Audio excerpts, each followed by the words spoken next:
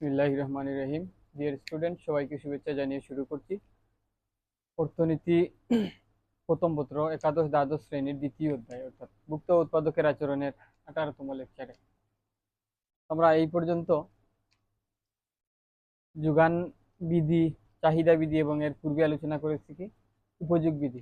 আজকে যোগান বিধির উপর সর্বশেষ লেকচার। তো যোগান বিধির ব্যতিক্রম এই বিষয়টা আলোচনা করলে যোগানের উপর যে বিষয়গুলো আছে সবগুলা টপিক অলরেডি শেষ হয়ে যাবে। আজকে এই বিষয়টা নিয়ে আলোচনা করতে চাই। যোগান বিধি আমরা জানি কি যোগান বিধির একটা বিষয় ছিল যে অন্যান্য অবস্থায় স্থির থাকা অবস্থায় দাম যদি বাড়ে তাহলে যোগান বাড়ে, দাম যদি কমে যোগান কমে। তার দাম এবং যোগানের মধ্যে সম্পর্ক একই মুখে, দাম বাড়লে যোগান বাড়ে এবং দাম কমলে যোগান কমে। এমন ছিল রেখাটা যে এখানে যদি দাম, লম্বকে দাম এবং ভূমিকে পরিমাণ এইভাবে যদি ধরি তাহলে দাম যদি বাড়ে, দাম যদি ওই P1, যোগান তখন মনে করো Q1, দাম বেড়ে হলো P2, যোগানও বেড়ে কি হলো Q2। অর্থাৎ দাম এবং যোগানের মধ্যে সম্পর্কটা ছিল কি সমমুখী, দাম বাড়লে যোগান বাড়ে এরকম। তো এটা ছিল এই ক্ষেত্রে শুধুমাত্র যে যোগানের সাথে যোগান অপেক্ষকে যে সমস্ত উপাদানের উপর নির্ভরশীল সেই সমস্ত উপাদান সবগুলা স্থির থাকা অবস্থায় শুধুমাত্র দাম বাড়লে যোগান বাড়ে এবং শুধুমাত্র দাম কমলে যোগান কমে। আজকে এই ক্ষেত্রে ছিল এই বিধিটা। এখন যোগান বিধির ব্যতিক্রমটা নিয়ে একটু আলোচনা করবো। তো ব্যতিক্রম নিয়ে আলোচনার ক্ষেত্রে প্রথমত এখানে 6টা কারণ লিখে রাখছি। প্রথমটা হচ্ছে কি ভবিষ্যতে অধিক দাম বৃদ্ধির সম্ভাবনা। তো দাম বাড়লে সাধারণত যোগান বাড়ে, দাম কমলে যোগান কমে। কিন্তু এই বিধিরও ব্যতিক্রম হতে পারে যদি ধারণা এমন হয় যে ভবিষ্যতে ওই দ্রব্যের দামটা আরো বাড়তে পারে। যেমন এই একটি যোগান রেখা আঁকলাম, এখানে দাম এবং এখানে কি যোগানের পরিমাণ। মনে করো দাম আছে এই অবস্থানে, অর্থাৎ দাম হচ্ছে P1। P1 দামে যোগান হচ্ছে এতটুকু, ধরে নিলাম এই Q1। তাহলে P1 দামে যোগান হচ্ছে এইটুকু, এইটুকু দাম হলে এইটুকু পরিমাণ। তাহলে এবং দাম এবং পরিমাণের মধ্যে একটা সম্পর্ক স্থাপন করি আমরা, এই হচ্ছে দাম এবং পরিমাণের মধ্যে সম্পর্ক। তখন দাম বেড়ে হয়ে গেল P2। আমি এইটাকে এখন আরেকটা কালার দিয়ে দেখাই, লাল কালি দিয়ে দেখাই। দাম বেড়ে হয়ে গেল কি P2। তো চাহিদা বিধি অনুযায়ী দাম বাড়লে যোগান বাড়ার কথা। সেক্ষেত্রে কি হলো, ব্যবসায়ীরা দেখলো যে না, বা উৎপাদনকারী দেখলো যে না, দাম P1 থেকে P2 তে বাড়ছে এবং দাম এখন কি ভবিষ্যতে আরো বাড়তে পারে, আরো বাড়ার সম্ভাবনা আছে। সেক্ষেত্রে কি করবে, যে দাম বাড়লে যোগান বাড়ে এই বিষয়টা কাজে না লাগিয়ে তারা কি করলো, দাম যেহেতু এখন বাড়ছে দাম আরো বাড়তে পারে এই সম্ভাবনা কি করলো, যোগান তারা কমিয়ে দিলে। যোগান কমিয়ে কি করলো, এইখানে নিয়ে আসলো, মনে করো এখানে নিয়ে আসলো যে Q2 তে। তাহলে এই দুইটার কম্বিনেশন বিন্দু ধরে নিলাম এইটা, এটাই হচ্ছে P2 এবং Q2। দেখো এখানে কিন্তু যোগান বিধির ব্যতিক্রম হয়েছে, যেখানে দাম বাড়লে যোগানটা বাড়ার কথা সেখানে কি হয়েছে, দাম দাম বাড়ছে, যোগানটা আরো এদিকে সরে যাওয়ার কথা, কিন্তু এদিকে কমে আসছে যোগানটা, দাম বাড়া অবস্থায় যোগানটা কমে আসছে। এখানে কি হয়েছে, ব্যতিক্রম হয়েছে। দাম বেড়ে দোকানদাররা বা উৎপাদনকারীরা ভাবলো যে না, দাম P1 থেকে বেড়ে P3 তে যাওয়ার সম্ভাবনা আছে। যেমন এটাকে যদি আমি একটু নীল কালি দিয়ে দেখাই, তাহলে এই যে এই অবস্থানে যদি যায় তাহলে তারা সাপ্লাই বেশি দিতে রাখি, অর্থাৎ P3 তে। তাহলে সর্বোচ্চ এইটুকু যাওয়ার সম্ভাবনা আছে, তারা ভাবলো যে এইটুকু পর্যন্ত যাবে। তো যখন দাম এইটুকু হলো তখন কি করলো, তখন তারা মনে করো যোগানটা আবার বাড়িয়ে দিল। হয় নিলাম, আমি এখানেই দিলাম Q3, বা আরো বেশিও দিতে পারে, আমি দিলাম আর কি এই এই এই অবস্থানে Q3। তাহলে এই দুইটার কম্বিনেশন বিন্দু এখন যদি যোগ করতে চাই, এই দুইটার কম্বিনেশন বিন্দু হচ্ছে এইটা। এখন কেউ যদি এইটুকু দামে যোগানটা এখানে দিতে চায় আবার এখানেও দিতে চায়, এটা এই Q1 এর সমান দিতে চায়, তাতে অসুবিধা নেই, কিন্তু এইটুকু থেকে বেশি দিলেই চলবে। বোঝানোর সাথে হতে পারে এর চাইতেও বেশি আবার বাড়ছে, আগে Q1 দামের চাইতে যে যোগান ছিল এর চাইতেও বেশি বাড়তে পারে, আবার এর চাইতে কমও বাড়তে পারে, আবার এর চাইতে এর সমানও যোগান দিতে পারে। তবে এই Q2 থেকে বেশি হবে, এটা নিশ্চিত। তাহলে এখন এই রেখাটাকে আমরা যদি যোগ করি, এই রেখাটাকে যদি আমরা যোগ করি তাহলে এইরকম একটি রেখা হয়। প্রথমে এইটা থেকে এইটাতে আসছিলাম, তারপর এইটা থেকে এইভাবে যাবে, এই এশিয়া, এই এই হবে নতুন যুগান রেখা, এটাই হবে যুগান রেখা। তাহলে যেখানে যুগান রেখা হওয়ার কথা ছিল এইরকম, কিন্তু এখানে কি হয়েছে, একটি বক্রাকার হয়েছে না, এই যে বক্রাকার একটি রেখা হয়েছে, এটাই, এই হচ্ছে কি, এটা কি জন্য হয়েছে, এটা ওই যে ভবিষ্যতে দাম বাড়ার সম্ভাবনা, দাম বাড়ছে কিন্তু দাম ভবিষ্যতে আরো বাড়তে পারে, এই সম্ভাবনা কি করছে ব্যবসায়ীরা যুগান দাম বাড়ার সাথে সাথে না বাড়িয়ে আরো কমিয়ে দিতে, যাতে আরো দাম বাড়ে, স্টক করে দাম যে এই যে দ্রব্য দ্রব্য পণ্য স্টক করে বা গুদামজাত করে দ্রব্যের দাম বৃদ্ধি করে পরে সাপ্লাই দেয়া। বাংলাদেশের প্রেক্ষিতে এই সিন্ডিকেটটাই সবচেয়ে বেশি হয়। তাহলে প্রথম কারণটা আমরা এখন বুঝতে পারলাম যে ভবিষ্যতে অধিক দাম বৃদ্ধির সম্ভাবনা কিভাবে যুগান রেখাকে ব্যতিক্রম আকারে উপস্থাপন করতে পারে। এবং এরপরে এটা হচ্ছে কি, দুর্লভ দ্রব্য সামগ্রী। তো দুর্লভ দ্রব্য সামগ্রীর ক্ষেত্রে আমরা সাধারণত জানি যে দুর্লভ দ্রব্য সামগ্রী বলতে বোঝায় যেমন বিভিন্ন শিল্পীর চিত্রকর্ম, যেমন মোনালিসা একটা চিত্রকর্ম আছে, যেই চিত্রকর্মটা আসলে এখন আর আঁকা সম্ভব না এক কথায়, ওই যে চিত্রটা, ওই চিত্র যদি কি হয়, যেমন মোনালিসা চিত্রের ক্ষেত্রে, অথবা পুরনো আমলের, ওই যে ব্রিটিশ আমলের বা এর চাইতে মুঘল আমলের যে মুদ্রাগুলা, ওই মুদ্রাগুলা যদি পাওয়া যায়, ওই মুদ্রাগুলার ক্ষেত্রে ওই মুদ্রার যদি দাম বাড়ে, যেমন মুদ্রার দাম এইটুকুতে, মনে করো চাহিদা এইটুকু, যোগান এইটুকু আছে, কিউ Q1 আছে, এইদিকে যোগান, এইদিকে দাম দিলাম, এখন দাম যদি বাড়ে, দাম আরো বাড়লো, P1 থেকে কি P2 তে গেল, তখন কি হবে, যোগান কি বাড়বে, এই মুদ্রার বা এই যে মোনালিসা চিত্রের যোগানটা কি বাড়বে, দাম যত বাড়ুক বা কমুক এটার যোগান কি বাড়বে না। তাহলে কি যোগান রেখা যেখানে এইরকম হওয়ার কথা ছিল কিন্তু হচ্ছে এইরকম, তাই তো, লম্ব অক্ষের সমান্তরাল হচ্ছে।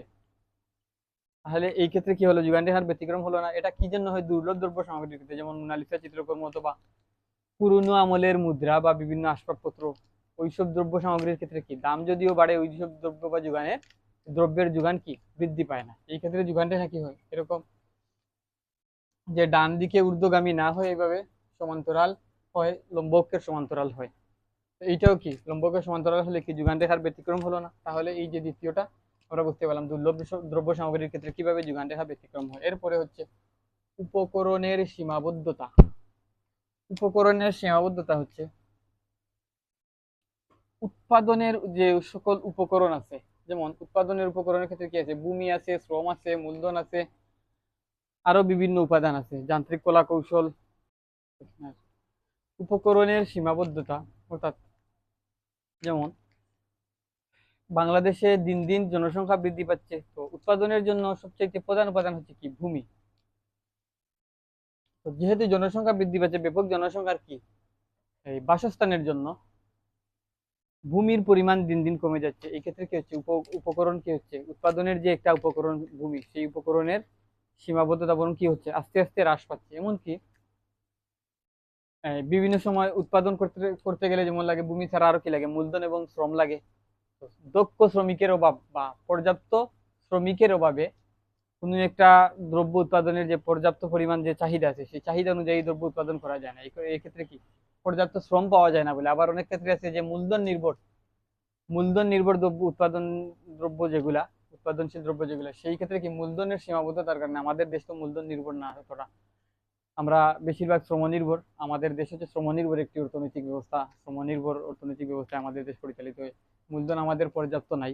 সেই ক্ষেত্রে মূলধন নির্ভর যেসব দ্রব্য সামগ্রী আছে, ওই সকল দ্রব্য উৎপাদন করতে আমাদের কি হয়, অনেক সমস্যা হয়, বা উৎপাদন করতেও পারি না, অনেক সংখ্যা বিদেশ থেকে আমদানি করতে হয়। সেই ক্ষেত্রে কি, এই যে উপকরণের যে একটা সীমাবদ্ধতা আছে, এই উপকরণের সীমাবদ্ধতার কারণে বিভিন্ন সময়ে যে চাহিদা থাকলে ওই সকল দ্রব্যের যোগান কি করা হয়, সম্ভব হয় না, পর্যাপ্ত উৎপাদন সম্ভব হয় না, ফলে যোগান বাজারে ঠিকমতো দেওয়া যায় না। এই উপকরণের সীমাবদ্ধতা একটা বড় সমস্যা। তারপর হচ্ছে কি, শ্রমের যোগান। শ্রমের যোগান হচ্ছে 4 নম্বর অপশনে আছে, শ্রমের যোগান। শ্রমের যোগান হচ্ছে যেমন শ্রমের মজুরি যদি বেশি হয়, শ্রমের মজুরি যদি বেশি হয় তখন মানুষ কি করবে? শ্রমের মজুরি বেশি পেলে মানুষ চাইবে কি, যে এখন একটু বিশ্রামের প্রয়োজন।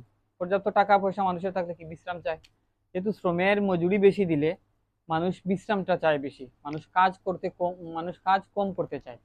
সেই ক্ষেত্রে কি হয়, কাজ যেহেতু কম করতে চায় সেই ক্ষেত্রে উৎপাদন কমে যায়। আবার শ্রমের মজুরি যদি কম হয় তাহলে বেশি মজুরি পাওয়ার জন্য শ্রমিকরা অধিক শ্রম দিতে রাজি থাকে, প্রস্তুত থাকে, সেক্ষেত্রে উৎপাদন কি হয়, উৎপাদনটা বেশি হয়।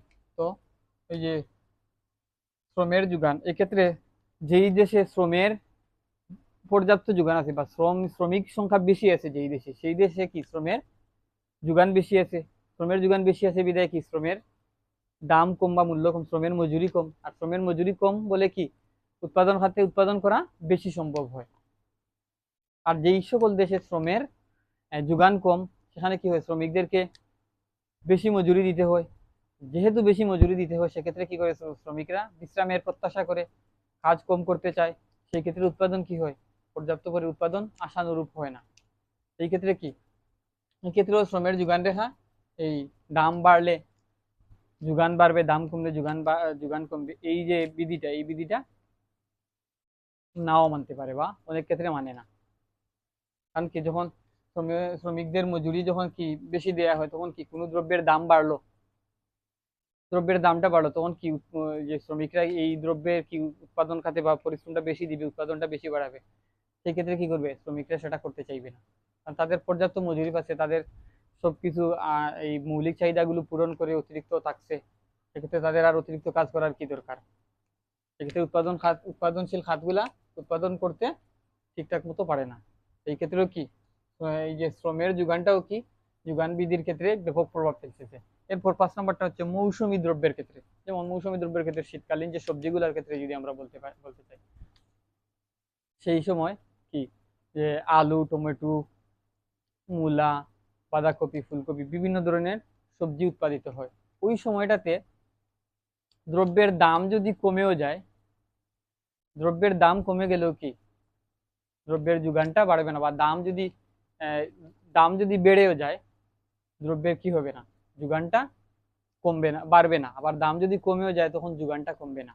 যেমন ওই ওই সকল দ্রব্য দাম কমলে কি করবে, মানুষ স্টক করে রাখতে পারবে না যে পরবর্তীতে বিক্রি করবো, কারণ ওগুলো স্টক করে রাখা যায় না, গুদামজাত করে রাখা যায় না, রাখা গেলেও খুব বেশি দিন রাখা যায় না, বেশি দিন রাখলে ওগুলো সব নষ্ট হয়ে যায়। তো সেই ক্ষেত্রে কি দাম যদিও কমে তারপরেও কি বাজারে এই উৎপাদনকারীরা সাপ্লাই কমাতে পারে না, বা দাম বাড়লেও হঠাৎ করে, যেমন মৌসুমি, যেমন সিজন ছাড়া শীতকালীন ফসল যদি গ্রীষ্মকালে আসে তখন দাম আকাশচুম্বী দাম থাকলেও তখন কি উৎপাদনকারীরা চাইলেও তখন যোগান দিতে পারে না, দাম বাড়লেও যোগান দিতে পারে না। তো সেই ক্ষেত্রে কি মৌসুম বা এই যে আবহাওয়া ঋতুটাও কি উৎপাদন ঋতুর কারণেও কি হচ্ছে, চাহিদা বিধির ব্যতিক্রম হচ্ছে। কারণ তখন কি চাহিদা বিধি তো কার্যকর হবে না, যখন এই শীতকালীন সময় কি দাম বাড়লে দাম বাড়লে কি যোগান বাড়ার কথা, দাম যদি বাড়ে তাহলে যোগান বাড়ার কথা, কিন্তু এইরকম না হয়ে শীতকালে বাড়লেও দাম বাড়লেও কি যোগান একই জায়গায় থাকে, চাইলেও তা উৎপাদনকারীরা কমাতে পারবে না, এই সরল আকৃতির হবে এরকম এই যে মৌসুমী দ্রব্যের ক্ষেত্রে। এরপর 6 নম্বরটা হচ্ছে পরিবহন সমস্যা। কোনো দ্রব্য এক এলাকাতে উৎপাদন হচ্ছে বা একটি দেশে উৎপাদন হচ্ছে, পরিবহন ব্যবস্থা পর্যাপ্ত পরিমাণে না থাকার কারণে এক দেশ থেকে অন্য দেশেও নেওয়া যায় না, এক জায়গা থেকে অন্য জায়গায় নেওয়া যায় না।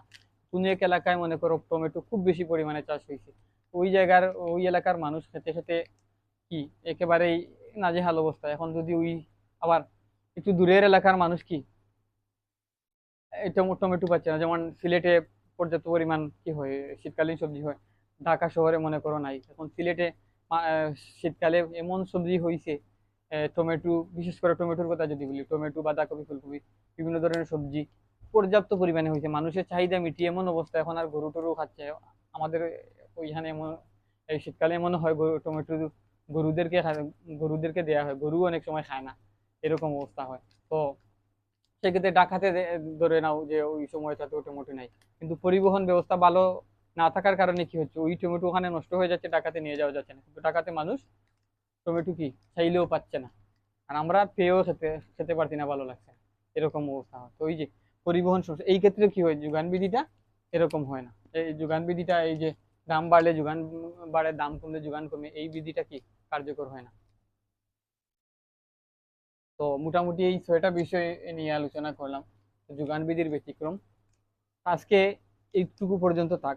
পরবর্তী লেকচারে যোগানের সম্পূর্ণ আলোচনা শেষ। এখন পরবর্তী লেকচারে বাজার ভারসাম্য নিয়ে আলোচনা করব। চাহিদা নিয়ে আলোচনা করছি, যোগান নিয়ে আলোচনা করছি, এখন বাজার ভারসাম্য নিয়ে আলোচনা করব, যে বাজারে কখন ভারসাম্য অর্জিত হয়, অর্থাৎ উৎপাদনকারী যে দাম পেতে চায় এবং অর্থাৎ ভোক্তা যে দাম দিতে চায়, এই দুইটা দাম যখন একীভূত হয়, এই দুইটা দাম যখন একই, অর্থাৎ বিক্রেতা তার দ্রব্যটা যেই দামে বিক্রি করতে চায়, যেই দামে বিক্রি করলে তার লাভ হবে বা তার পুষাবে, এবং যেই দামে ক্রয় করলে আমি ভোক্তা ওই দ্রব্যটা কিনলে আমার কি হবে, পুষাবে। এই যে বিক্রেতার দাম এবং আমি ভোক্তার দাম যদি এক এক দাম হয়ে যায়, সেই ক্ষেত্রে বাজারে একটা ভারসাম্য অবস্থা লাভ করে। সেই বিষয়টা পরবর্তী লেকচারে আলোচনা করব। আজকে এতটুকু শেষ, যোগান নিয়ে সব আলোচনা শেষ আলহামদুলিল্লাহ। পরবর্তীতে বাজার ভারসাম্য, এই 2টা বা 3টা লেকচার লাগবে সর্বোচ্চ, তারপরে ইলাস্ট্রিসিটি নিয়ে আলোচনা করব। তো এই পর্যন্ত সবাইকে ধন্যবাদ। আসসালামু আলাইকুম রহমতুল্লাহ।